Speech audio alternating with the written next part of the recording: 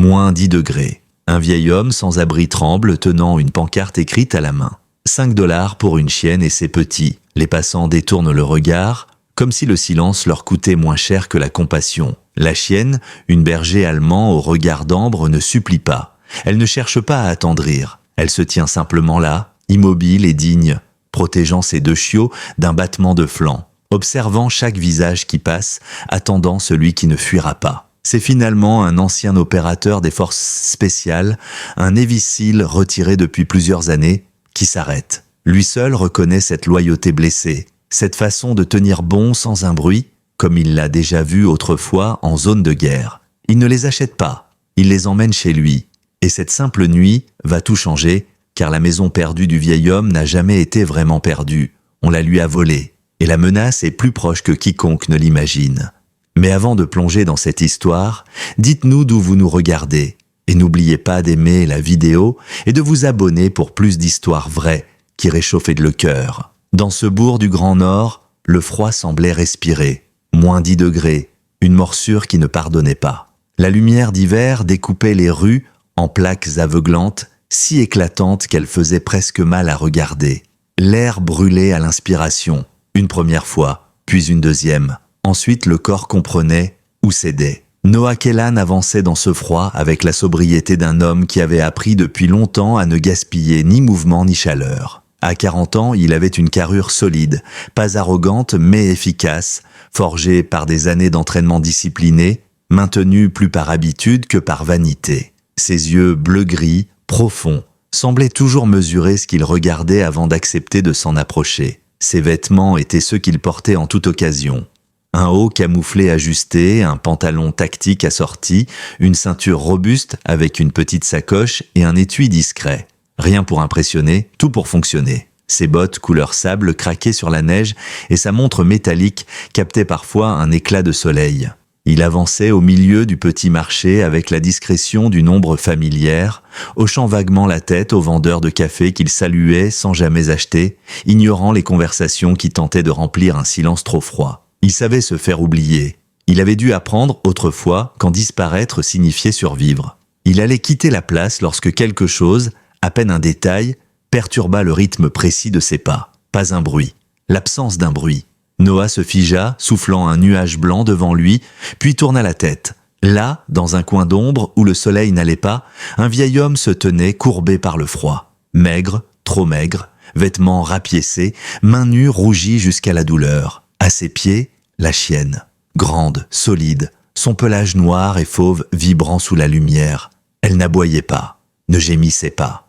Elle se contentait d'être là, présente, ancrée, son regard calme suivant chaque mouvement autour d'elle. Entre ses pattes, 2 chiots d'à peine 3 ou 4 mois. L'un clair, vif, plein d'énergie, l'autre plus sombre, plus réservé, presque méditatif.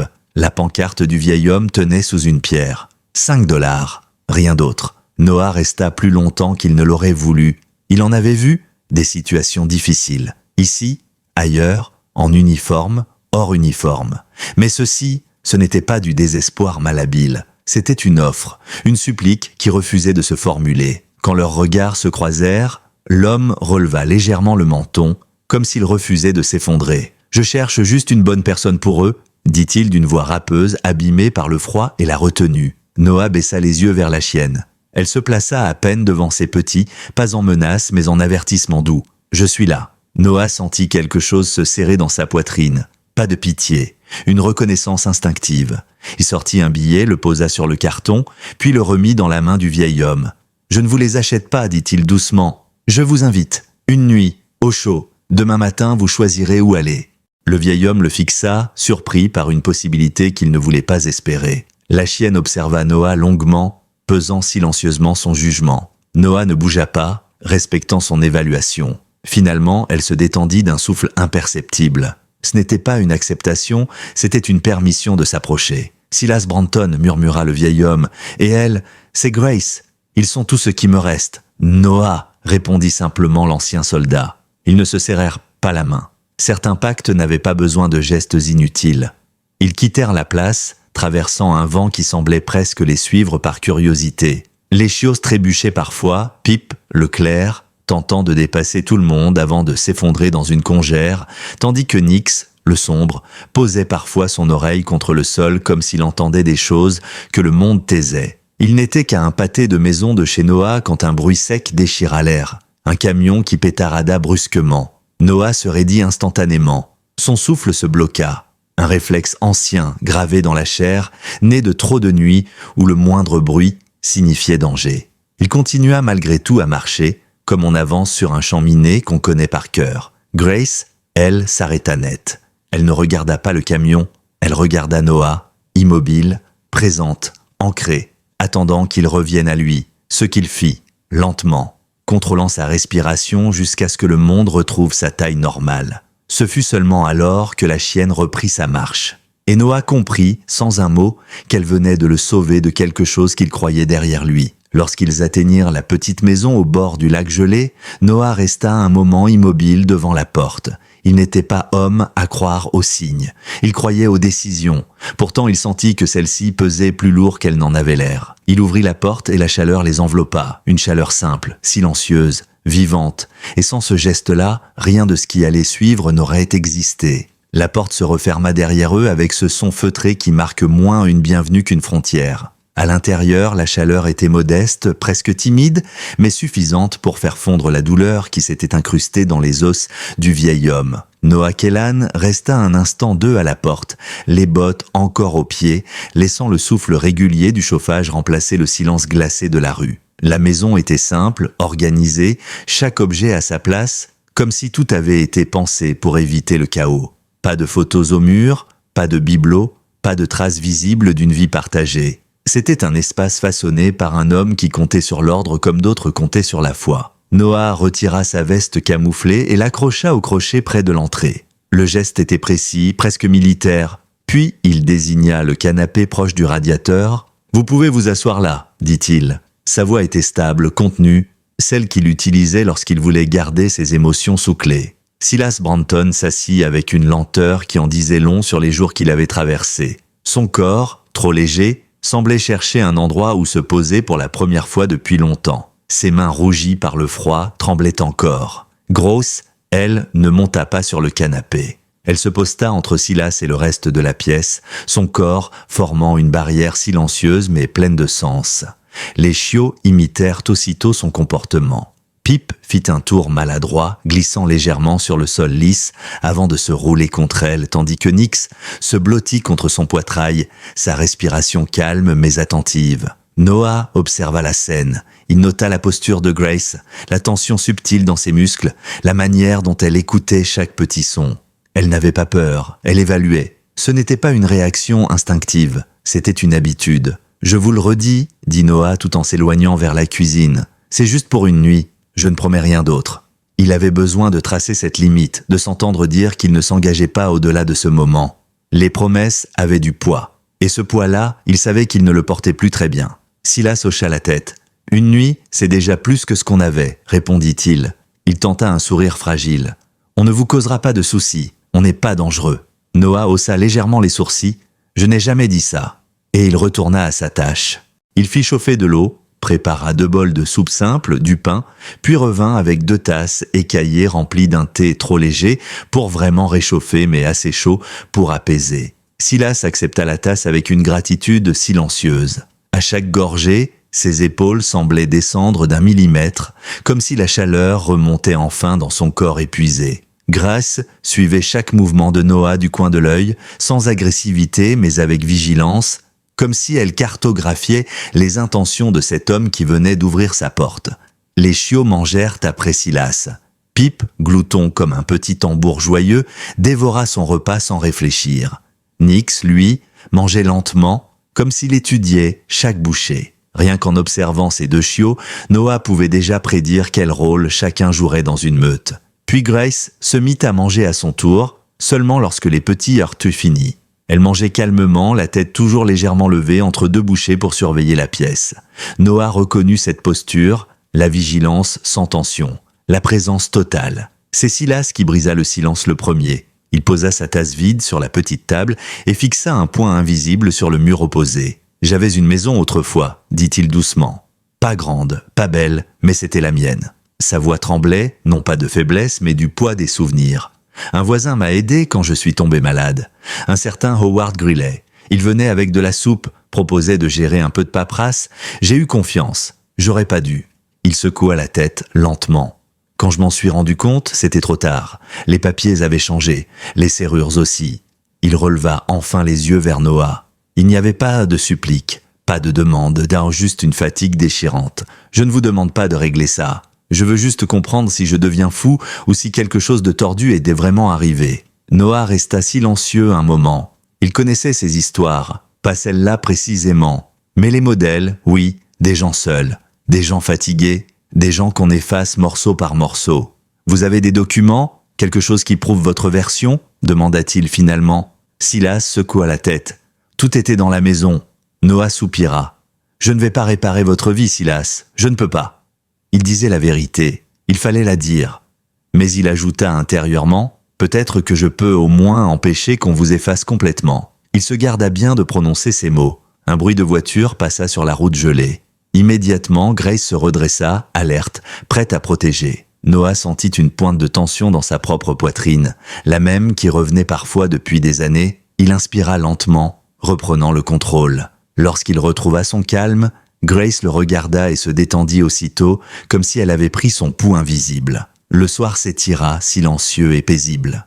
Noah apporta une couverture qu'il posa sur les épaules de Silas sans un mot. « La salle de bain est au bout du couloir », murmura-t-il. « Moi je dormirai dans le fauteuil. » Le vieil homme hocha la tête avec reconnaissance. La lumière baissa. Le murmure du chauffage devint le seul son dans la maison. Noah s'assit dans son fauteuil, les mains jointes entre ses genoux. Il ne dormait presque jamais profondément. Trop d'années à dormir à moitié, un pied dans le présent, un pied dans les ombres. Il fixait la fenêtre, le lac gelé au-delà, forme immobile qui semblait cacher plus de secrets qu'un simple miroir de glace.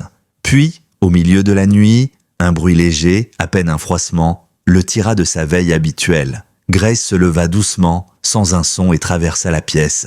Elle s'arrêta juste devant lui et le regarda droit dans les yeux. Pas un grognement, pas une demande, juste une présence solide, entière, comme si elle disait « Reste ici, avec nous. Maintenant, tu n'es plus seul. » Noah sentit quelque chose se relâcher en lui, une tension qu'il n'avait pas remarquée avant qu'elle ne disparaisse. Après quelques instants, Grace retourna auprès des chiots et se recoucha, les enveloppant de son corps protecteur. Noah resta là, surpris par la simplicité de ce geste qui n'était pas un geste. La chienne avait vu ce qu'il n'avouait à personne, et elle avait agi. L'aube finit par grignoter l'horizon pâle et fragile, étendant un voile de lumière sur la neige durcie.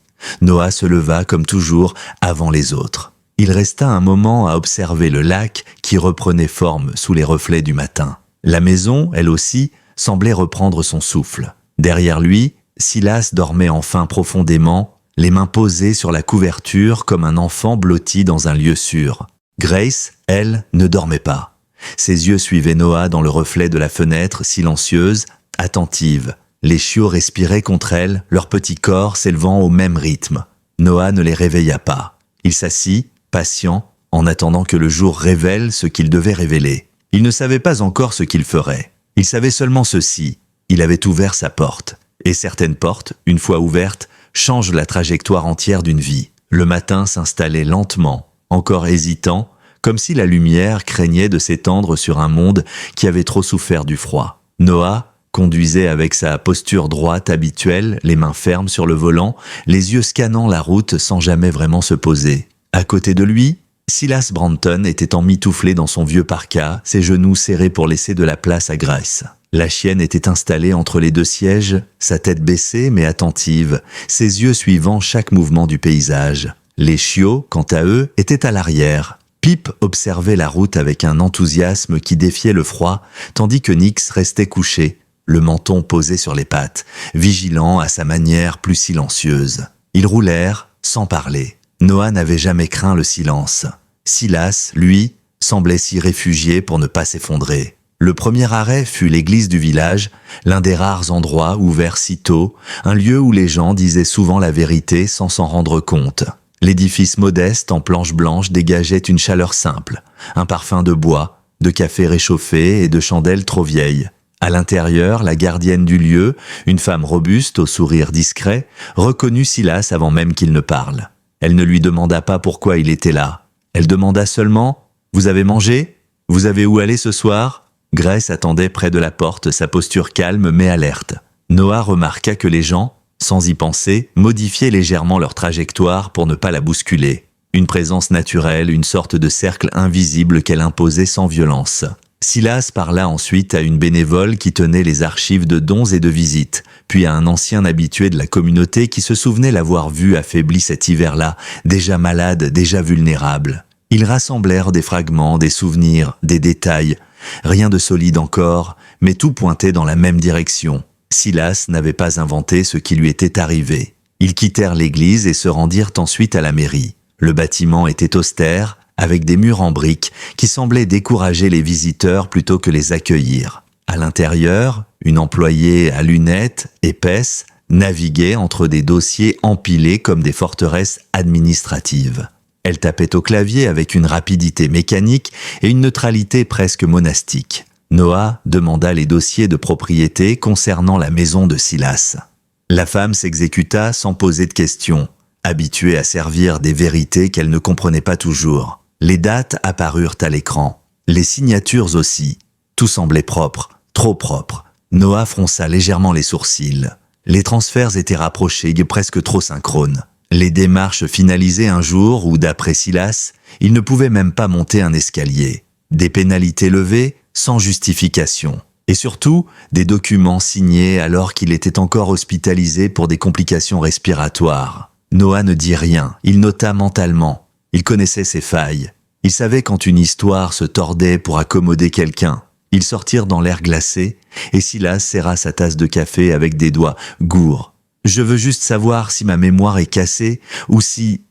quelqu'un m'a vraiment pris ma maison, murmura-t-il. Noah répondit simplement « Votre mémoire n'est pas le problème. » Ce fut à cet instant qu'elle apparut, l'adjointe du comté, Mara Quinn. Elle descendait les marches, avec un gobelet fumant à la main, un manteau bleu marine aux épaules et un regard qui prenait même les détails qu'on voulait cacher. Mara était dans la trentaine, athlétique, droite, avec un calme intérieur qui ne dépendait ni d'un badge ni d'une arme. Elle salua Noah d'un signe de tête, puis Silas, puis sauta du regard à Grace. « Tout va bien ici ?» demanda-t-elle d'une voix posée. Noah répondit prudemment « On vérifie des choses, rien de plus. » Mara sembla percevoir les mots qu'il ne disait pas. Elle observa la ceinture tactique de Noah, ses bottes, sa posture, et quelque chose dans son regard changea légèrement. « Vous êtes du coin ?» demanda-t-elle. « Maintenant oui », répondit Noah sans développer. Elle hocha la tête. « Si jamais vous trouvez quelque chose qui ne colle pas, apportez-le-moi. Les papiers peuvent être nets et pourtant injustes. » Puis, en se tournant vers Grace, « Et gardez vos chiens attachés près de la grande rue. Les gens se méfient facilement. » Mais sa voix n'avait rien de méfiant. Juste un conseil. Grace ne bougea pas. Elle regarda Mara avec une curiosité calme. Mara sourit à peine. « Elle comprend vite ?» dit-elle. « Non » répondit Noah. « Elle apprend. Il le dit comme on offre un secret qu'on ne partage qu'avec ceux qui savent écouter. » Il n'avait fait que quelques pas quand une voix trop chaleureuse, trop lisse, se fit entendre derrière eux. « Silas !»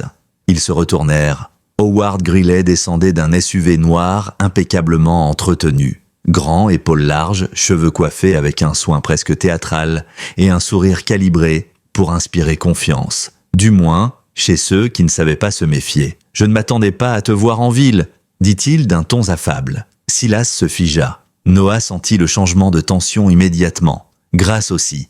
Elle se plaça d'un demi-pas devant Silas, sans grogner, mais avec une alerte contenue. Son message était clair, pas un pas de plus.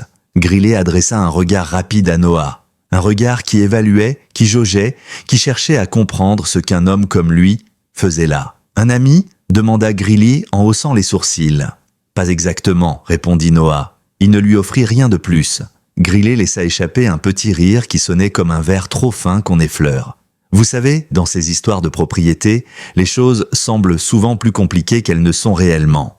Grace ne le quittait pas des yeux. L'adjoint du comté avait déjà remarqué sa posture. Noah, lui, la notait simplement comme un fait. Grace n'aimait pas cet homme. Et elle n'avait jamais été mauvaise juge de caractère. Ils partirent finalement sans un mot de plus. Silas tremblait légèrement, mais pas du froid cette fois. Noah posa une main brève sur son épaule. Vous n'êtes pas fou, dit-il. Quelque chose cloche. De retour à la maison, la journée passa dans une fatigue lourde. Silas s'installa sur le canapé, toujours enveloppé dans sa couverture, et toussa régulièrement, un son qui résonnait d'une fragilité inquiétante. Noah lui apporta de l'eau, ajusta le chauffage, garda son calme habituel. Grace se plaça près de Silas, posant parfois sa tête sur son genou lorsqu'une quinte de toux secouait son corps trop mince. Nix posa alors sa petite patte sur la couverture, comme un soldat miniature qui promettait de monter la garde. Pip tenta d'imiter son frère, trébucha, puis renversa presque le bol d'eau. Pour la première fois depuis longtemps, Silas rit, un son cassé mais vivant. Pendant ce temps, Noah s'était assis à sa table face au lac sombre. Les papiers de la mairie étaient étalés devant lui. Il ne disait rien, il ne formulait pas encore la décision qu'il sentait grandir. Mais il savait déjà, ce n'était plus une simple nuit d'hospitalité. Quelqu'un essayait de faire disparaître un homme vulnérable. Et il avait trop souvent vu ce genre d'effort dans d'autres pays, sous d'autres prétextes. Quand la nuit tomba, le lac se changea en miroir noir. Silas s'endormit, enfin presque paisiblement. Grace resta à ses côtés. Pip et Nix, épuisés par les émotions de la journée, s'écroulèrent contre leur mère. Noah se plaça à la fenêtre, bras croisés, regard perdu dans la nuit.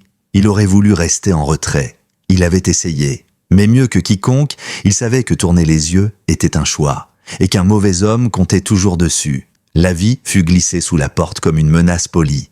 Noah revenait du jardin où il avait fendu du bois quand il remarqua la feuille blanche dépassant à peine du seuil. Il la ramassa, plissa les yeux, et son expression se durcit d'un degré presque imperceptible. Un cachet du comté, une convocation administrative, inspection obligatoire pour présence de chiens non enregistrés, plainte déposée pour comportement agressif, application des mesures hivernales de sécurité. Noah lut le document 2 fois, puis une 3e. Il connaissait ce genre d'attaque. Dans son ancienne vie, les coups n'arrivaient pas toujours avec du bruit. Souvent, il commençait par un formulaire. Il déposa la feuille sur la table où Silas Branton prenait un thé trop clair pour vraiment réchauffer ses mains tremblantes. Le vieil homme leva les yeux vers le papier, puis vers Noah. Il n'eut même pas besoin de parler, il comprenait. Quelqu'un voulait les faire partir. Vite. Grace se tenait près de la cuisinière, son corps formant un rempart. Nix dormait entre ses pattes. Pip tirait joyeusement un coin de serviette, ignorant encore l'épaisseur de ce monde. « Il a bougé plus vite que je pensais », murmura Noah. Silas hocha la tête, résigné. « Il ne veut pas que je reste en ville. »« Non », répondit Noah en s'asseyant. « Il ne veut pas que vous existiez encore dans les papiers. » Il n'ajouta rien. Il n'était pas homme à dramatiser, mais il savait ce que signifiait une offensive déguisée. Grillet n'était pas seulement confiant, il était sûr de son système. Alors Noah passa à l'action, pas dans un élan héroïque, dans cette précision réfléchie qu'il avait sauvée 1000 fois. Le jour même, il fit enregistrer Silas comme résident temporaire sous sa responsabilité. Il signa les formulaires de famille d'accueil pour Grace, Pip et Nix. Il paya au comptoir vétérinaire des examens complets. Vaccins, carnets sanitaires, parasites, tout ce qu'on pourrait exiger pour contrer une attaque juridique. La vétérinaire, Dr Helen Strauss, une femme grande, la cinquantaine solide, cheveux gris tressés, mains fermes mais douces, examina Grace avec un professionnalisme presque tendre. « Elle est protectrice », dit-elle en écoutant le cœur de la chienne. « Pas agressive, et parfaitement équilibrée. Vous ne verrez pas beaucoup de chiens comme elle. » Noah hocha la tête. « Je sais. » Quand ils sortirent de la clinique, un cri de sirène déchira brièvement l'air sur la route principale. Grace se figea net. Pas de peur, de calcul. Son corps devint une sculpture vivante, parfaitement centrée. Les chiots se rapprochèrent d'elle instantanément. Noah sentit le vieux réflexe militaire remonter en lui, cette contraction du monde où tout s'étire, où chaque son devient trop clair. Puis comme toujours, il reprit le contrôle. Et quand il se calma, Grace se calma aussi.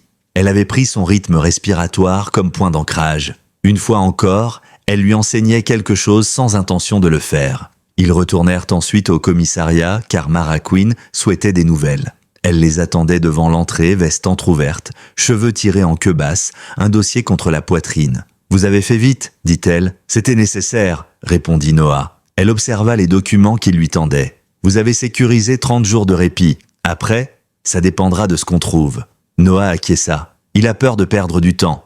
Mara répondit simplement « Griller des tests quand quelqu'un lui complique la vie ». En rentrant, ils croisèrent les inspecteurs d'animaux du comté. 2 agents, jeunes, polis, leurs bottes humides sur le tapis. Grace se plaça entre eux et Silas droite, silencieuse. Noah présenta patiemment les formulaires, les reçus vétérinaires, les dates, les signatures. Ils notèrent tout. L'un des 2 inspecteurs, le plus jeune, jeta un regard à Grace, puis à Nick s'endormit et sembla hésiter. « Honnêtement, tout me paraît en ordre, dit-il enfin.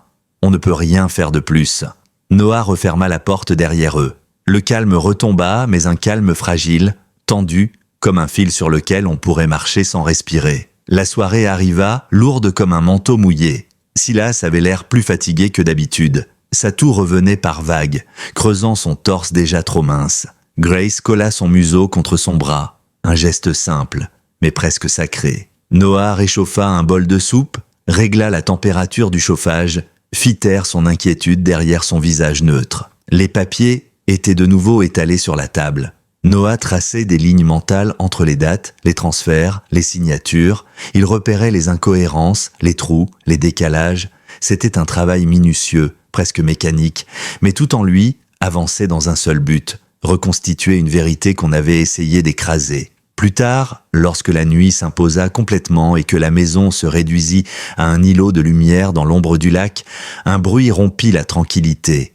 Un bruit minuscule, presque rien. Grace releva la tête, oreille pointée, puis marcha jusqu'à la fenêtre arrière. Pas dans un mouvement d'urgence, dans un mouvement de certitude. Comme si elle savait que quelque chose approchait, non pas en menace, mais en information. Noah se leva et l'observa. Elle surveillait non pas la cour, mais l'intérieur de la maison. Elle écoutait le bois qui se contractait dans le froid, les pas de Silas qui changeaient de rythme, la respiration des chiots qui se calaient sur la sienne. C'était une sentinelle née, sans uniforme, sans entraînement formel. Une présence qui voyait ce que les humains ne savaient plus percevoir.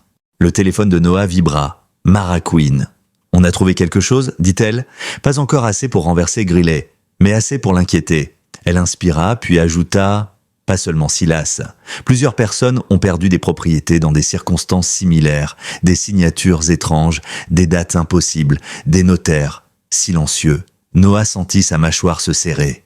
Ce n'était plus une affaire isolée, c'était un schéma, une stratégie, un prédateur bien installé. Les jours suivants se déroulèrent comme une opération clandestine, mais menée à la lumière du matin. Noah fouillait les archives du comté, Mara interrogeait des témoins. Silas témoignait de ce qu'il se souvenait. Grace devenait le métronome de la maison, posant sa présence là où l'inquiétude menaçait de s'étendre. Un après-midi, ils trouvèrent la piste qu'il leur manquait. Un notaire à la retraite, Margaret Harlow, vivait seule dans une petite maison près des pins. Une femme grande, les épaules hautes malgré l'âge, un regard vif et un humour sec comme le vent du Nord. Elle raconta comment, un hiver, on lui avait apporté des documents pour que Silas les signe. Alors qu'elle savait qu'il était hospitalisé, elle avait refusé. Quelques jours plus tard, on était revenu avec d'autres documents. Elle n'avait pas osé en parler. Elle regarda Noah et Mara avec une sorte de soulagement fatigué. Les documents n'avaient pas à être vrais, dit-elle en posant ses mains sur la table. Ils devaient juste avoir l'air officiel. C'était tout ce que Noah avait besoin d'entendre. Quand ils quittèrent la maison de Margaret, le vent semblait déjà différent. Moins une menace, plus une transition. Le genre de vent qui annonce que quelque chose va basculer. À leur retour, Silas était éveillé. Il attendait. Non pas une bonne nouvelle, juste une vérité. Noah s'assit en face de lui. « Vous n'êtes pas fou, dit-il simplement. Et vous n'avez jamais été seul dans cette histoire. » Grace posa doucement sa tête sur la jambe de Silas. Le vieil homme ferma les yeux. Et pour la première fois, il respira comme quelqu'un qui revenait à la surface. La vérité ne surgit jamais comme un éclair. Elle s'accumule, lentement, par couches, par fragments minuscules que quelqu'un a essayé de dissimuler sous d'autres fragments. C'est ainsi que Noah dimensionnait désormais la situation. Une mosaïque de détails qu'il fallait remettre dans le bon ordre pour que le tableau prenne enfin forme.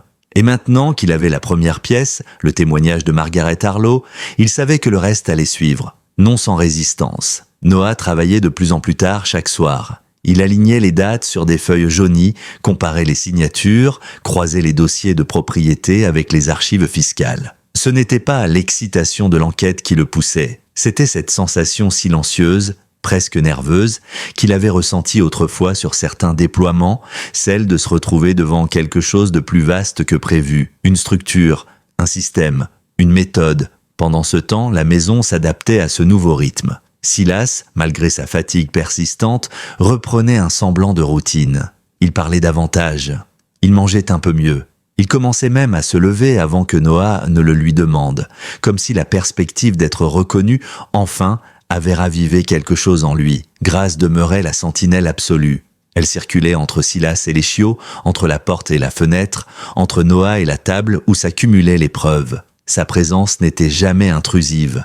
Elle était là comme un souffle supplémentaire dans la pièce, comme une respiration qui rythmait l'espace et rassurait chacun. Pip, lui, grandissait en confiance, parfois un peu trop, et se prenait régulièrement les pattes dans les tapis. Nix, plus réfléchi, semblait tout absorbé. Les voix, les tensions, les silences. Parfois, Noah remarquait qu'il l'observait longuement, comme s'il essayait de comprendre quelque chose que même un humain aurait eu du mal à nommer. La routine fut interrompue lorsqu'une voiture noire passa lentement devant la maison. Pas un arrêt, pas une vitre baissée, simplement un glissement trop lent pour être innocent. Noah l'avait remarqué du coin de l'œil, Grace aussi.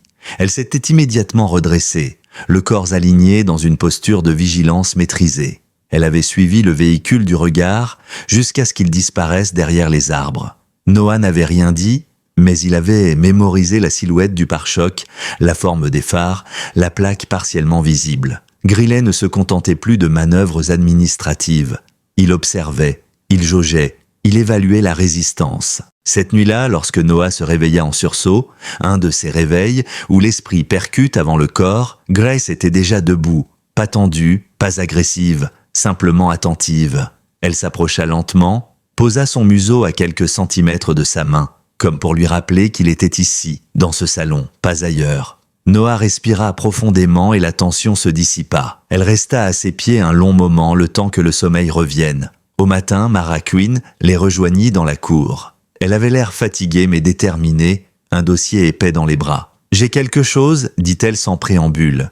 Ils s'installèrent dans la cuisine où Grace s'allongea à côté de Silas, prête à intervenir au moindre signe de malaise. « On a trouvé d'autres cas », déclara Mara en ouvrant le dossier. « Des propriétaires âgés, malades, isolés, tous près du lac.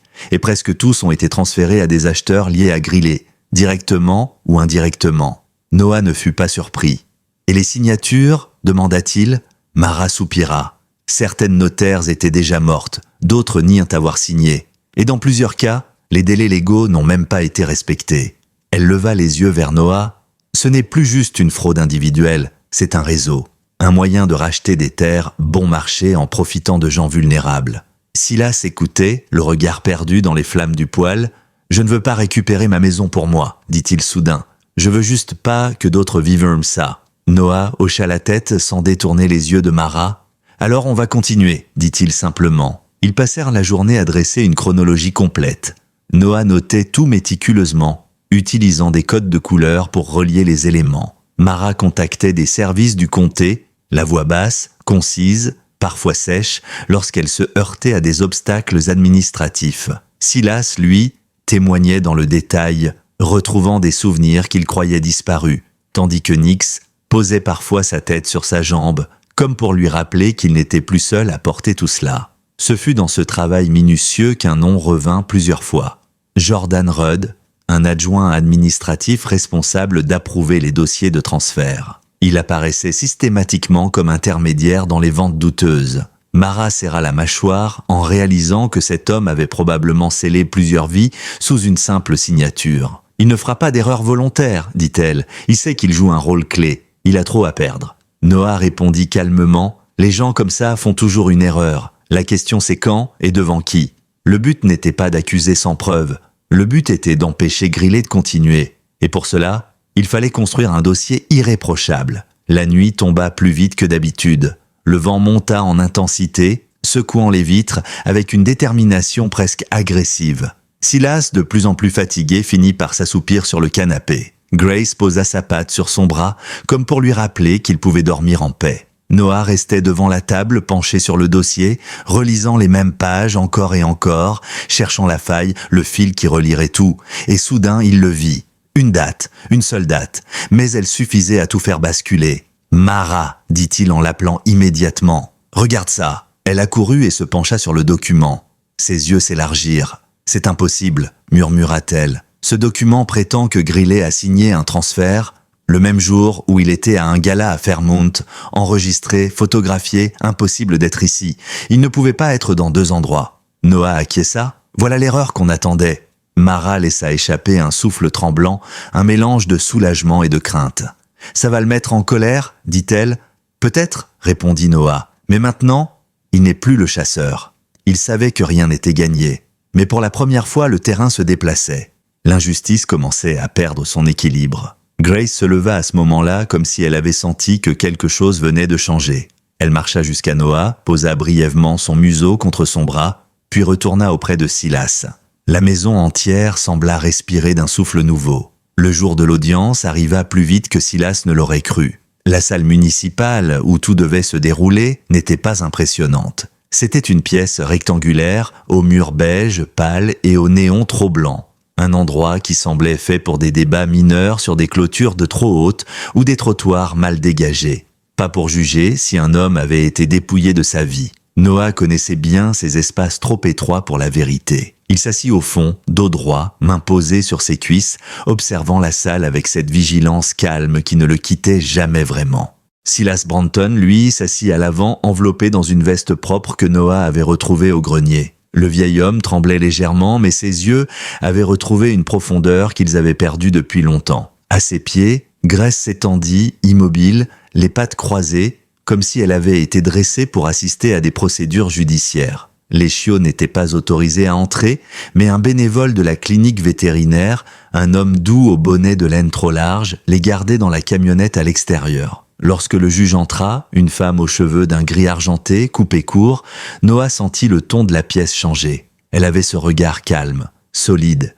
qui appartenait aux gens habitués à démêler des histoires où chacun se disait victime. Son visage n'était ni sévère ni indulgent. Il était simplement attentif, ce qui, parfois, suffisait à faire trembler ceux qui vivaient de manipulation. Howard Greeley entra quelques minutes plus tard, impeccable, sûr de lui, vêtu d'un manteau anthracite parfaitement ajusté, accompagné d'un avocat mince et raide, dont les lunettes sans monture semblaient prêtes à juger avant même que la juge n'ouvre la bouche. Greeley salua plusieurs personnes, faux sourire affiché, comme si tout cela n'était qu'un malentendu ridicule qu'il était venu dissiper avec gratitude. Noah observa chaque mouvement, chaque micro-réaction, chaque angle de la mise en scène. L'audience commença. L'avocat de Greeley prit d'abord la parole, débitant des arguments parfaitement rodés. Procédure respectée, signature valide, délai conforme. Il parlait avec l'assurance d'un homme habitué à faire plier les faits pour qu'ils s'alignent avec ce qu'il voulait démontrer. Noah resta parfaitement immobile. Il avait vu des hommes convaincre des foules entières avec moins que ça. Puis ce fut au tour de Silas. Il se leva lentement, appuyé sur la table. Sa voix tremblait un peu, mais elle restait claire. Il parla de son hiver difficile, de la maladie, de l'aide que semblait offrir Greeley, de la confiance mal placée. Il ne chercha pas l'émotion, il chercha la vérité. La juge l'écoutait en hochant légèrement la tête, comme si elle observait un fil que Silas déroulait avec précaution. Lorsque Silas fut interrogé, il répondit sans détour. Non, il n'avait jamais signé ces documents. Non, il n'avait jamais donné son accord. Oui, il avait été hospitalisé la semaine où la vente avait été finalisée. Sa main trembla au moment où il s'assit. Aussitôt, Grace posa sa tête contre sa jambe. Il respira plus sereinement. Puis ce fut au tour de Mara Quinn. Elle témoigna avec calme, apportant les preuves que Noah et elle avaient rassemblées. Les dates contradictoires, les notaires absents, les transferts identiques dans des cas similaires. Elle ne pointa pas Greeley du doigt, elle laissa les faits le faire pour elle. Son discours fut limpide, sans accusation directe, mais chaque élément ajoutait un poids subtil dans la balance. Lorsque Margaret Harlow entra pour témoigner, un silence particulier s'abattit sur la salle. La vieille femme s'installa, ses mains fines posées sur la table. « Je suis notaire depuis 40 ans, dit-elle d'une voix claire malgré son âge, et j'ai refusé de certifier un document concernant M. Branton, parce que je savais qu'il ne pouvait pas physiquement être présent pour signer. » L'avocat de Greeley tenta une objection, mais la juge leva la main. « Laissez-la continuer. » Margaret poursuivit. « Quelques jours plus tard, on m'a présenté un autre document, différent, mais toujours impossible. Je n'ai jamais signé quoi que ce soit en rapport avec la vente de sa maison. » Un frémissement parcourut la salle. La juge prit quelques notes, puis leva les yeux vers Greeley pour la première fois depuis le début. L'homme, lui, gardait son sourire. Mais quelque chose, un Un souffle, une ombre, une tension sous la mâchoire venaient de changer. Quand la juge énonça son verdict temporaire, la salle retint son souffle. Elle parla d'une voix posée, chaque mot pesé, chaque phrase pensée. Les éléments présentés aujourd'hui révèlent suffisamment d'incohérence pour que la vente soit suspendue temporairement. Monsieur Branton ne sera pas déplacé. Une enquête étendue sera ouverte pour examiner les pratiques ayant mené au transfert de propriété autour du lac. Monsieur Grillet ne pourra réaliser aucune transaction supplémentaire jusqu'à la fin de la dite enquête. Le sourire de Grillet se fissura. Pas beaucoup, mais suffisamment pour que Noah l'observe comme une fracture dans une façade. Lorsque le juge frappa le marteau, ce ne fut pas le son d'une victoire. C'était celui d'une porte qu'on ne pouvait plus refermer.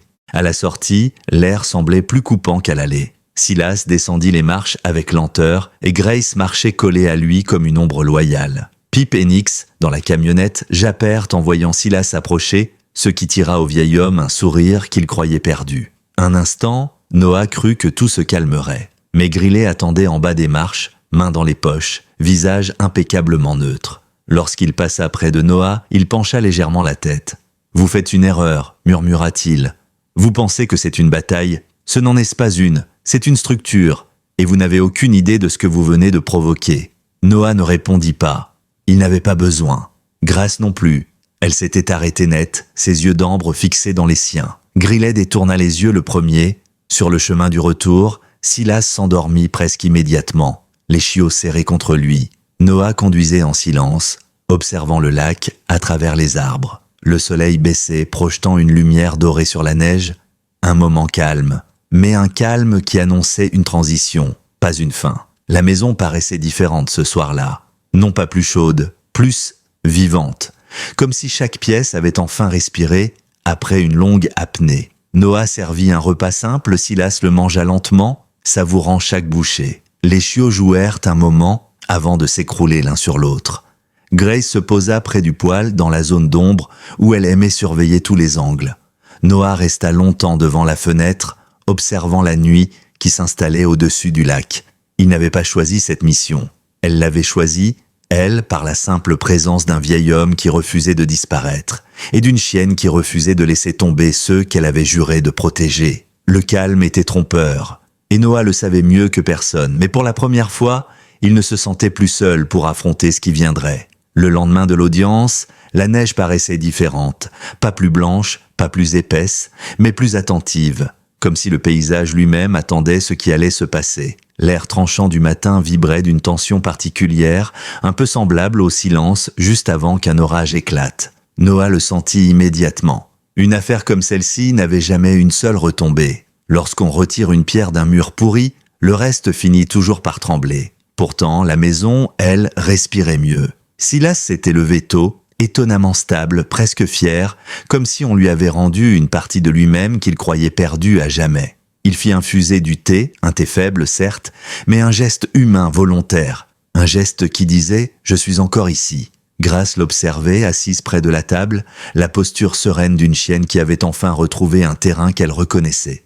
La sécurité. Pip et Nix, eux, semblaient ignorer totalement la gravité des événements. Pip bondissait dans tous les sens, tentant de grimper sur une couverture empilée comme s'il s'agissait d'une montagne mythique, tandis que Nix analysait calmement la pièce avant de s'asseoir, comme un petit sage fatigué de tant d'agitation. La matinée glissa dans une forme de tranquillité fragile. Noah passa plusieurs heures à organiser de nouveaux documents. Il savait que le combat n'était pas terminé. La suspension rendue par la juge ne faisait que gagner du temps précieux, mais dangereux. Grillet ne renoncerait pas. Les hommes qui battaient des systèmes de manipulation ne s'arrêtaient pas simplement parce qu'un juge leur disait de prendre une pause. Pourtant, un événement inattendu vint fissurer ce calme tendu. Une berline sombre se gara devant la maison au milieu de l'après-midi. Noah reconnut immédiatement l'homme qui en descendit. Jordan Rudd, l'administrateur du comté dont le nom apparaissait dans presque tous les transferts suspects. Il était vêtu d'un manteau trop léger pour le froid, les mains tremblantes, non pas de glace, mais de nervosité. Il regarda la maison comme un homme qui approchait d'un seuil dangereux. Noah sortit avant que l'homme ne frappe. Grace le suivit, lente, majestueuse, silencieuse.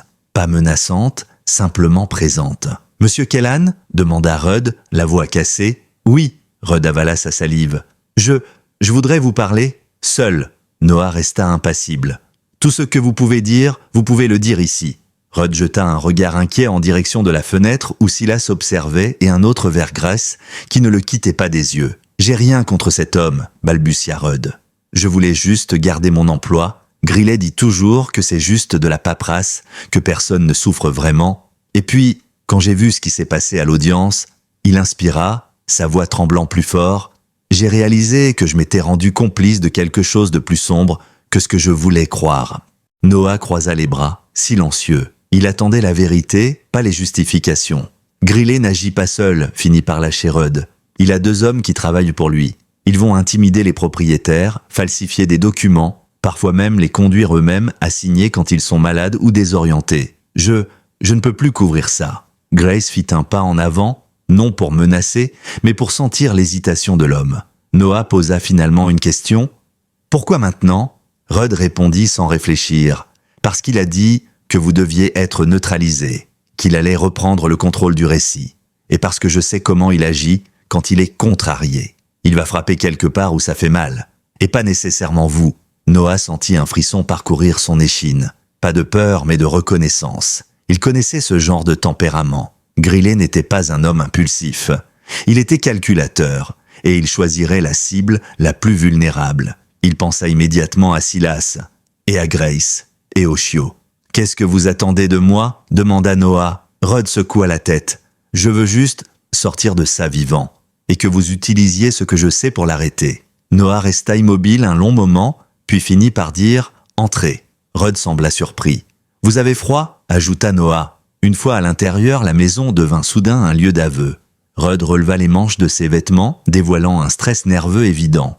Il expliqua en détail le fonctionnement. Les visites, amicales, les propositions d'aide, les dossiers pré-remplis, les pressions subtiles, parfois insistantes. Il mentionna des noms, des dates, des lieux où les signatures avaient été falsifiées. Mara Quinn arriva 1 heure plus tard, le visage fermé, mais le regard vif. Elle écouta chaque mot, prenant des notes, sans jamais interrompre. Lorsqu'il termina son récit, elle referma son carnet avec une précision presque solennelle. « Ce que vous venez de dire suffit à ouvrir une enquête criminelle complète, dit-elle. Mais cela signifie que vous serez appelé à témoigner. Vous en êtes conscient ?» Rudd hocha la tête, terrifié, mais décidé. « Je ne peux pas continuer comme ça. Je préfère dire la vérité. » Mara le conduisit ensuite vers le commissariat pour un dépôt de déclaration formelle. Avant de sortir, Grace approcha, renifla doucement le bas de son manteau, puis se recula. Un geste infime, mais qui ressemblait à une absolution. Lorsque la porte se referma derrière eux, Noah sentit le poids de la journée retomber sur ses épaules. Il n'était pas étranger aux batailles morales, ni aux guerres où l'ennemi se camouflait derrière un système, pas un fusil. Mais cette fois, quelque chose était différent. Il n'était pas un soldat sur un territoire étranger, il n'était pas un opérateur en mission. Il était un homme dans sa propre maison, défendant ceux qui s'y étaient réfugiés. Ce soir-là, Silas demeura pensif, les mains jointes, sur ses genoux, observant le poêle comme si la flamme pouvait lui dire à quoi ressemblerait son avenir. Pip s'endormit sur ses pieds, Nick sur son bras. Grace se coucha près de Noah, légèrement tournée vers la porte, prête à répondre avant même que le danger se dessine. Plus tard, alors que tout le monde dormait, Noah resta éveillé. Le lac renvoyait des reflets mouvants sous la lune, comme si une créature ancienne respirait sous la glace. Il savait que Grillet ne se laisserait pas démanteler sans réagir. Il savait aussi que les prochains jours seraient décisifs. Une phrase résonnait encore dans sa tête, « Il va frapper là où ça fait mal ». Noah s'approcha du canapé où dormait Silas. Il observa sa respiration lente, la présence tranquille de Grace à ses pieds, les chiots profondément assoupis contre son flanc. Il comprit alors que la question n'était plus de savoir si Grillet réagirait. La question était comment, et surtout, quand. Les jours qui suivirent la déposition de Jordan Rudd ne furent de pas plus calmes. Ils furent simplement plus clairs. Comme si le voile qui recouvrait la réalité avait enfin été levé, révélant non pas un monstre soudain, mais une structure qui existait déjà depuis longtemps. Et dans cette structure, Grillet n'était pas un homme isolé. Il était le pivot d'un mécanisme bien huilé, bâti sur l'intimidation, la manipulation et le silence. Noah le savait, Mara le savait, et désormais, Silas commençait lui aussi à comprendre l'ampleur de ce dans quoi il avait été entraîné malgré lui. Pourtant, Malgré la lourdeur de la situation, la maison semblait tenir debout grâce à une force que ni Noah ni Silas n'auraient pu expliquer autrefois. Grace. La chienne surveillait tout, parfois couchée contre la porte, parfois assise devant la fenêtre, les oreilles légèrement relevées, parfois allongée près de Silas, comme une barrière vivante entre lui et les ombres qui cherchaient encore à l'atteindre. Pip et Nix grandissaient. Pip développait une audace presque comique, se jetant parfois contre un coussin comme si c'était un ennemi miniature. Nix, lui, demeurait observateur, plus calme, plus prudent. Les deux formaient un équilibre étrange et parfait autour de leur mère. Un matin, alors que Noah préparait du café, un léger bruit venant de la cour l'alerte. Pas un bruit inquiétant, un bruit précautionneux. Comme si quelqu'un essayait d'être discret dans la neige, il posa la cafetière, fit un signe à Grace qui, immédiatement, se leva sans bruit et se posta près de la porte. Lorsqu'il ouvrit, il trouva une femme d'une quarantaine d'années, bonnet gris, manteau trop mince, visage marqué par la fatigue. Elle était accompagnée d'une jeune fille de peut-être 16 ans, qui gardait les yeux fixés sur ses chaussures comme si le monde la dépassait. « Vous êtes... Monsieur Kellan ?» demanda la femme. « Oui », elle inspira profondément. « Je m'appelle Lorraine Avery. On m'a dit que vous aidiez des gens que Grillet a fait disparaître. » Noah demeura silencieux. Il attendait la suite. « Mon frère, » dit-elle finalement d'une voix brisée. « Il a perdu sa maison il y a 2 ans, comme Silas, et il n'a pas survécu au choc. » La jeune fille releva enfin les yeux. Ils étaient rouges, épuisés, mais déterminés. « Il n'était pas fou, » dit-elle doucement. Mais tout le monde le croyait. Noah leur ouvrit et les invita à entrer. Le salon devint rapidement un refuge pour les aveux. Lorraine raconta ce qu'elle savait. Comment Grillet avait offert de l'aide administrative. Comment, après la vente forcée, son frère s'était effondré, incapable de comprendre comment sa vie lui avait échappé. Comment personne n'avait voulu écouter. « Je ne sais pas si ça vous aidera, » dit-elle en sortant une boîte en métal cabossée. « Mais c'est tout ce qu'il reste de ces papiers. Peut-être que quelque chose là-dedans prouvera qu'il disait la vérité. » Noah prit la boîte. Elle contenait des reçus, des lettres, plusieurs documents non conformes, des tamponnages dont la date semblait altérée. Rien de concluant seul, mais en les reliant à d'autres éléments, cela pouvait devenir redoutable. Mara Quinn arriva dans l'heure. Elle examina la boîte, prit des notes, photographia chaque pièce. « C'est plus que ce que j'espérais, » dit-elle, concentrée. « Ce n'est pas encore explosif, mais c'est suffisant pour pousser le procureur à regarder de plus près. Et s'il trouve ce qu'il pense trouver, Grillet perdra beaucoup plus que son sourire. » Lorraine, soulagée, prit la main de sa fille. « Je veux juste que son nom soit lavé, » dit-elle. Noah répondit simplement « Il le sera. » Après leur départ, la maison retrouva une sorte de quiet défensif. Silas, qui avait écouté depuis le canapé, murmura « Il y en a d'autres. »« Je le sais, ce garçon, il n'était pas la seule victime. » Noah hocha la tête. « Non, il ne l'était pas. » C'est ce soir-là que le froid sembla changer de nature. Non plus vif ou coupant, mais chargé d'un avertissement. Le lac gémissait sous la glace, comme si une tension ancienne remontait à la surface.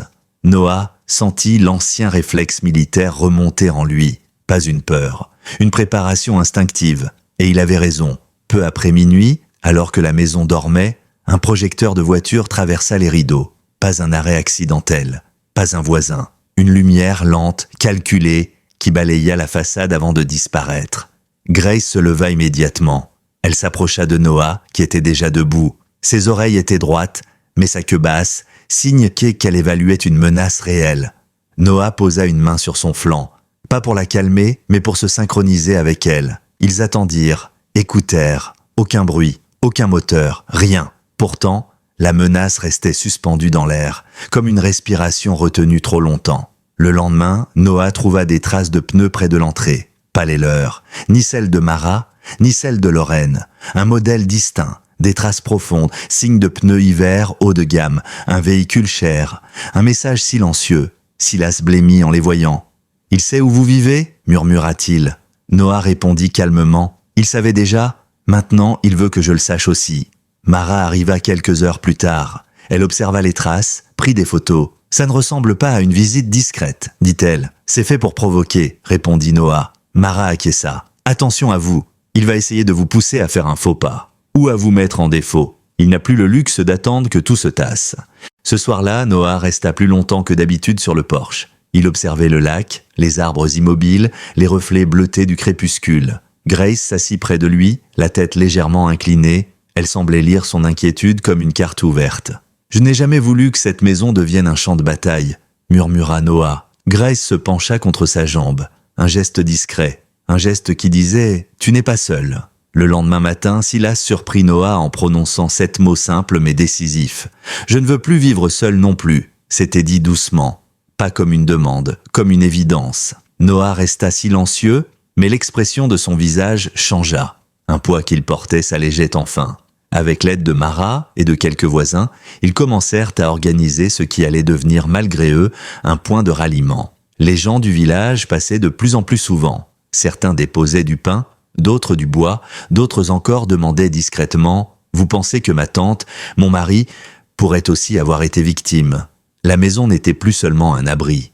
Elle devenait un lieu de vérité. Un lieu où on regardait enfin ce qui avait été caché. Un lieu où Silas retrouvait lentement une famille. Un lieu où Noah cessait de fuir ce qu'il était. Un lieu où Grace régnait comme un cœur battant. Le froid persistait. L'affaire s'intensifiait. Mais quelque chose avait changé. Grillet n'était plus le seul à posséder le récit. Et Noah savait que la prochaine étape serait décisive. Le printemps, dans le nord, n'arrive jamais d'un seul coup. Il avance en silence, comme un animal sauvage qui s'approche lentement d'un territoire encore gelé. La glace du lac commençait à se fissurer en longues lignes pâles, mais l'air restait crispé, la nature hésitant à changer de saison. Et pourtant, malgré le froid persistant, quelque chose dans la maison avait déjà basculé. Ce changement n'avait rien à voir avec la météo. Il venait des gens. Silas Branton ne vivait plus seulement sous le toit de Noah. Il vivait enfin avec lui. Le vieil homme, depuis qu'on lui avait rendu sa dignité, retrouvait une autre forme de force. Il aidait à éplucher les légumes, réparait de vieux objets avec une patience minutieuse, racontait parfois des bribes d'histoire du temps où il travaillait encore au petit atelier près du port. Des souvenirs minuscules, mais qui donnaient à la maison une texture nouvelle, plus humaine, plus chaude. Grace aussi semblait grandir dans cet espace transformé. Son corps avait repris du volume, son poil brillait davantage, et si sa vigilance restait intacte, elle tournait plus souvent la tête du côté de Noah, comme si elle mesurait non seulement les dangers extérieurs, mais aussi le calme intérieur retrouvé. Elle choisissait ses coins avec attention, près de la porte quand le vent était trop fort, près du poêle quand Silas grelottait à côté du bureau lorsque Noah examinait des dossiers tard dans la nuit. Les chiots, eux, s'épanouissaient comme 2 petites étincelles vivantes. Pip était devenu un concentré de chaos joyeux, fonçant à travers la maison comme un minuscule météore, renversant parfois des piles de vêtements ou se prenant les pattes dans une couverture. Nix, plus posé, semblait observer le monde avec des yeux trop sages pour son âge.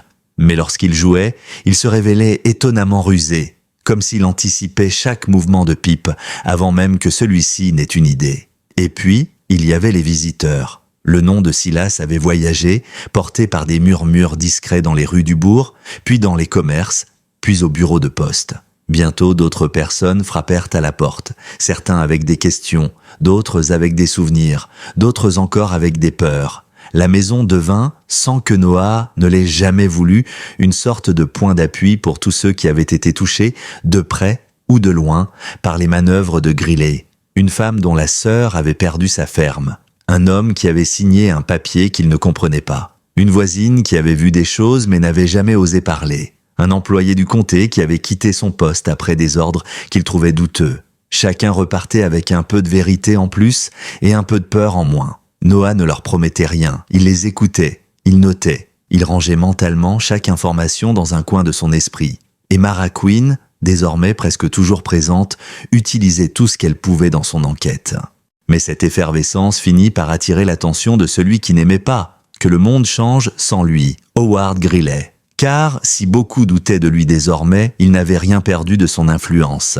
Le réseau qu'il avait construit sur des années, fait de faveurs, de promesses, de pressions subtiles, ne disparaîtrait pas simplement après une audience municipale. Et la présence de Mara, de Noah, de Silas et de tous ceux qui parlaient désormais, cela représentait une menace nouvelle. Noah sentait cette tension approcher comme un grondement lointain qui traversait le sol avant de se faire entendre. Des choses légères au début. Une voiture qui roulait lentement devant la maison tard dans la nuit.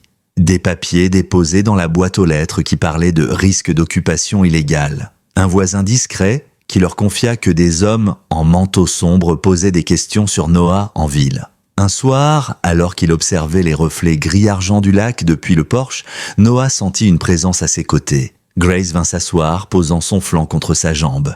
Elle leva le museau vers l'horizon, comme si elle percevait elle aussi ce qui approchait. « Je sais », murmura Noah. « Ça va bouger. » Il n'avait pas peur, mais il évaluait. 2 jours plus tard, Mara arriva avec une nouvelle qui changea encore une fois la trajectoire de leur combat. « Le procureur du district a ouvert une enquête officielle », dit-elle en entrant. Elle posa un dossier sur la table, lourd, scellé. Formalité administrative mais symbole immense. Et Grillet est en train de perdre des soutiens. 2 élus locaux ont refusé de le rencontrer ce matin.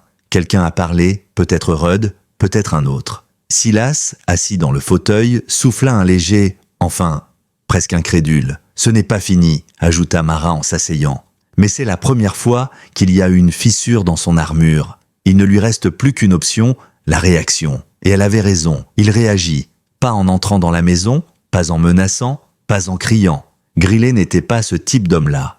Il était subtil, calculateur, toujours propre sur lui. Alors, il fit ce qu'il savait faire, il utilisa le réseau, les murmures, les silences, et il essaya d'enfermer Noah dans un piège. Le lendemain matin, un agent du comté se présenta avec une lettre officielle. Une plainte déposée contre Noah, non-respect de normes de sécurité, présence d'animaux non autorisés, abus d'autorité personnelle. Rien n'était vrai, mais tout était écrit dans un langage qui le rendait presque plausible. Noah prit la lettre, la posa sur la table et respira profondément. Grace, sentant la tension, s'approcha. Ses yeux d'ambre cherchaient les siens, comme pour dire « ce n'est qu'un mouvement, pas une défaite ». Mara, venue plus tard dans la journée, analysa le document. « C'est une attaque stratégique, dit-elle. Il teste votre réaction. Si vous faites un faux pas, il pourra prétendre que vous êtes instable ou dangereux. » Noah acquiesça. « Il veut me pousser à sortir du cadre. » « Exactement. Alors je ne sortirai pas du cadre. » Mais Noah savait qu'il devait accélérer. Ils avaient assez d'éléments pour faire mal. Il fallait maintenant assembler tout cela en un dossier complet, irréfutable, solide comme une dalle de béton. Pendant plusieurs jours, il travailla sans relâche. Et chaque nuit, Grace le rejoignait, posant sa tête contre sa jambe ou s'allongeant à ses pieds, comme si elle savait que son calme était indispensable pour le mener au bout. Silas, lui, commença à raconter des souvenirs plus nets.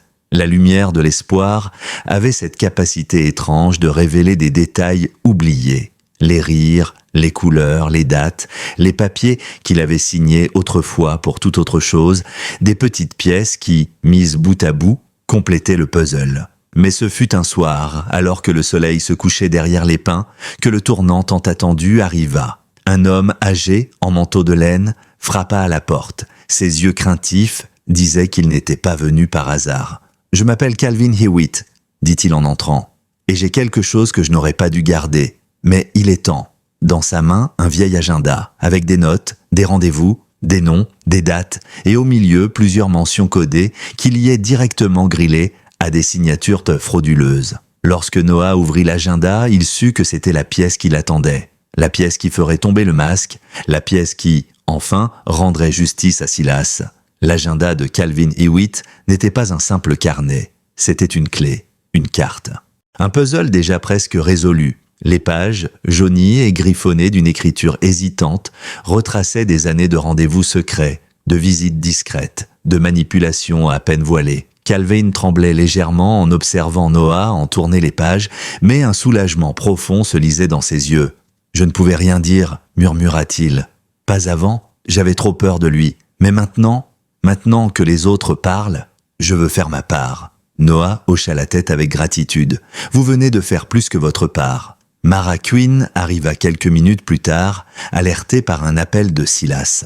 Lorsqu'elle vit l'agenda, elle comprit immédiatement. Son visage, habituellement calme, s'anima d'une intensité rare. « Mon Dieu !» dit-elle en feuilletant les pages. « C'est énorme. Il y a des horaires précis, des lieux, des montants et des initiales. Je peux déjà relier au moins 4 transferts douteux rien qu'avec ces annotations. » Calvin glissa une main tremblante dans la poche de son manteau. Il m'avait demandé de l'aider à organiser son emploi du temps, à rappeler des gens, à en dissuader d'autres. Je ne savais pas exactement ce que j'étais en train de faire au début. Et quand j'ai commencé à comprendre, c'était trop tard. Mais je n'ai jamais osé détruire ça, au cas où un jour, il inspira. au cas où un jour quelqu'un aurait enfin le courage de dire la vérité. Ce jour était venu. Noah, Mara et Silas passèrent la nuit à analyser chaque donnée, chaque date, chaque indice. La maison, plongée dans la pénombre calme de la fin de soirée, devint un centre de commandement, un noyau silencieux de résistance. Grace observait en ronde lente, comme un garde attentif à la moindre variation. Pip et Nix dormaient profondément, insouciants mais rassurants, symbole vivant de ce qui devait être protégé. À mesure que l'aube approchait, un dossier complet prit forme. Imparable, authentique, mortel pour l'édifice que Grillet avait construit. Lorsque Mara envoya le tout au procureur, elle le fit sans hésitation. « Si ça ne tombe pas avec ça, dit-elle, alors rien ne tombera jamais. » Les jours qui suivirent furent d'une tension presque palpable. Le bourg entier semblait retenir son souffle. Dans les magasins, on parlait à voix basse. À la poste, les regards curieux se détournaient au passage de Noah. Mais beaucoup, de plus en plus, venaient discrètement déposer un mot, une note, un souvenir. « Merci pour ce que vous faites. Ma mère aussi a eu peur. » On savait tous que quelque chose clochait. Et puis, un matin, alors que le ciel était d'un bleu coupant et que la glace du lac craquait comme un vieux parchemin, 3 voitures officielles remontèrent la route menant à la grande maison de Grillet. 2 véhicules de la police d'État, un du bureau du procureur. L'arrestation fut discrète, presque silencieuse. Pas de cris, pas de résistance visible. Grillet descendit les marches de son Porsche impeccablement entretenu, le même sourire professionnel étiré sur son visage. Mais cette fois, quelque chose dans son regard se brisait. Noah observa la scène depuis une colline à distance, Grace assise à ses côtés. Il ne cherchait pas la satisfaction. Il observait simplement un cycle se clôturer. Et à sa grande surprise, il ressentit surtout du calme. « Il va dire que c'est une erreur », murmura Silas, qui se tenait debout derrière lui. Noah acquiesça doucement. « Il dira beaucoup de choses, mais cette fois, dit Silas d'une voix plus assurée, ce ne sera pas lui que les gens écouteront. » Les semaines suivantes furent dédiées aux restitutions, aux enquêtes approfondies, aux restitutions de titres de propriété. Silas retrouva officiellement sa maison, mais lorsqu'il reçut la lettre confirmant la restitution, il resta un moment silencieux. « Je ne veux pas y retourner, dit-il finalement. Elle n'est plus à moi. Pas vraiment. Je préfère rester ici. Si tu veux toujours de moi ?» Noah ne répondit pas immédiatement. Il se contenta de poser une main solide sur son épaule.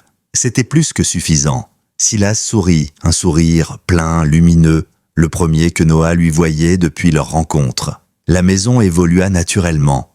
On ajouta des chaises autour de la table, une étagère pour les livres que les voisins apportaient, une vieille radio réparée par Silas, un coin dédié aux jouets des chiots, qui grandissaient désormais si vite qu'on avait du mal à croire qu'ils avaient été si petits quelques semaines auparavant. Pip devint un jeune chien intrépide et bruyant, débordant d'assurance. Nix, lui, restait profond, observateur, mais développait une affection intense pour Silas, qu'il suivait partout comme une ombre tendre. Quant à Grace, elle resta la souveraine de cet univers, nouvelle, gardienne volontaire, présence silencieuse, qui chaque jour rappelait à Noah ce qu'elle avait fait le soir où elle s'était approchée de lui, quand il se débattait avec ses propres fantômes. Il y a des êtres qui sauvent, il y a des êtres qui réparent, il y a des êtres qui reconstruisent sans jamais parler. Grace était de ceux-là. Un soir de printemps tardif, alors que le soleil déclinait derrière les pins et que le lac libérait enfin ses derniers morceaux de glace, Noah s'assit sur le porche, observant les chiots courir maladroitement dans l'herbe encore fraîche. Silas riait doucement près d'eux, soutenant son dos contre la rambarde. Mara arriva à pied, ses mains dans les poches, un sourire discret accroché à son visage. Elle monta les marches du porche, observa le trio de chiens, puis posa son regard sur Noah. « Tu sais, dit-elle, certains appellent déjà votre maison le refuge du Nord. » Noah eut un léger sourire. Ce n'était pas prévu. Les choses importantes ne le sont jamais. Ils restèrent un moment là, en silence, tandis que le vent léger faisait trembler les herbes. Puis Mara ajouta « Tu devrais savoir quelque chose, le procureur m'a dit que sans vous, sans Silas, sans ce que vous avez fait ici, une dizaine d'autres familles auraient probablement perdu leur maison dans les 2 prochaines années. Vous n'avez pas seulement arrêté un homme, vous avez arrêté un système. » Noah regarda Grace, assise un peu plus loin, silencieuse, calme, sa silhouette découpée par la lumière du crépuscule. Elle leva la tête, croisa son regard, et l'instant sembla s'étirer doucement. « Je n'ai rien fait seul, » répondit-il simplement. Mara sourit. « Les héros ne sont jamais seuls, pas les vrais. La nuit tomba lentement, enveloppant la maison dans une douceur rarement ressentie auparavant. Le monde semblait avoir trouvé son équilibre. Pas parfait, mais juste, fragile, vivant. Un équilibre né de gestes simples et de choix courageux. Un foyer avait été créé là où il n'y avait que silence. Une justice avait été rendue là où il n'y avait que peur. Une famille s'était formée là où il n'y avait que solitude. Et parfois, les miracles ne prennent pas la forme de tempêtes ou de révélations. Parfois, ce sont de petites lumières, des portes qu'on ouvre, des chiens qu'on accueille, des hommes qu'on choisit de ne pas abandonner. Noah observa le ciel qui s'assombrissait. Il sentit les pas de Grace s'approcher, puis son museau se poser contre sa main. Elle n'avait pas besoin de mots, elle ne l'avait jamais fait. Elle se contenta d'être là, et Noah comprit qu'il resterait. Non par devoir, non par dette, mais parce que ce lieu, ces êtres, ce silence devenu doux, tout cela avait fini par lui apprendre quelque chose qu'il avait oublié depuis longtemps. Parfois, rester est la plus grande victoire. Parfois, la paix est une mission en soi. Et parfois, on trouve sa famille dans les endroits les plus improbables.